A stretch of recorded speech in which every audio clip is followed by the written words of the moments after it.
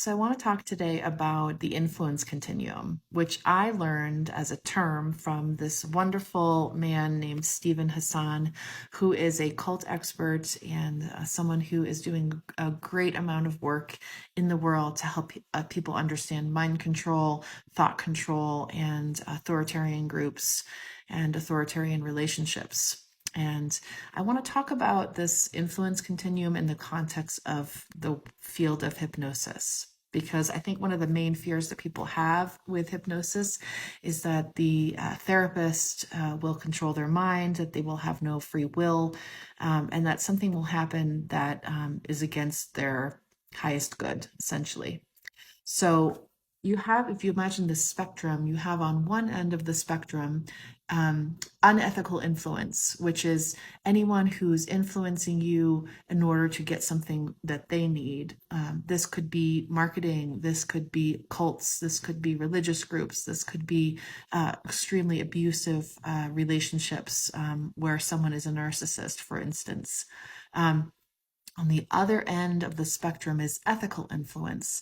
This is someone who is always listening to what it is that you want and need in your life and trying to help push you in the direction of what you are wanting and needing.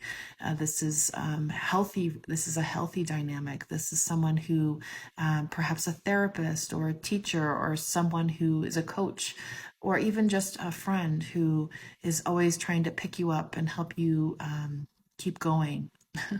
This is not someone whose motivation is for themselves. It's their motivation is to help you get what you want. So I think for the most part, hypnotherapists and people who do hypnosis are falling on the ethical side of the influence continuum, especially if they're doing a style of hypnosis where they're asking a person's subconscious mind or the being if they want to clear something, if they want to release something. They're asking for permission so that you are under the hypnosis in the hypnotic state, you're in trance, but there's still an element of asking permission and asking if this can be done. And that's the style of hypnosis that I practice as a hypnosis practitioner. It's something, uses a technique called indirect suggestion, where you're asking permission, yes or no, can you do this? And I also am very careful when I'm doing my initial work to help plan the hypnosis session with the client, I'm always asking them, what is it that you want to accomplish today?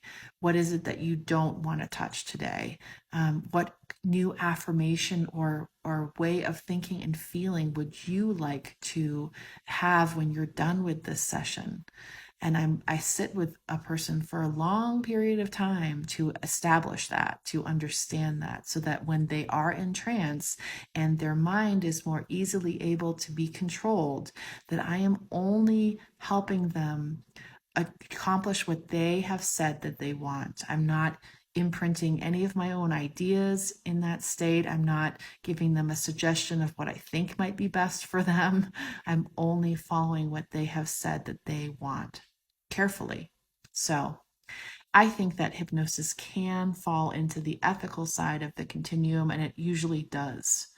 Of course, there are going to be outliers. There are going to be therapists who are unethical and they're going to use hypnosis in an unethical way. And I think there are lots and lots of cases of that in those, for instance, those large group self-improvement seminars where people are in a hypnotic state of trance for a long period of time, and they're being sold upgrades, more packages, more events. No, you have to come to level 2, you have to come to level 15. I think that there's a lot of unethical use of hypnosis and trance out there. But if you find someone who is sitting with you and being very careful about only pushing on you, so to speak, what it is that you've said you wanted, then I think you can be assured, or more assured, that that person is ethically influencing your mind and not unethically influencing your mind. For more on that, I highly recommend you listen to Stephen Hassan's podcast called The Influence Continuum. There's a great amount of research and lots of interviews with different cult experts and mind control experts. I think you would find it very informative and helpful, and he'll do a much better job of explaining this than me. But I wanted to dispel some of the myths around hypnosis.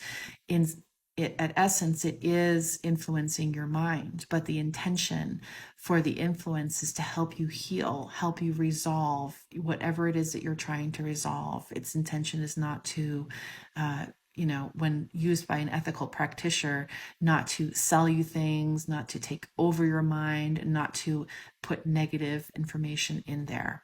So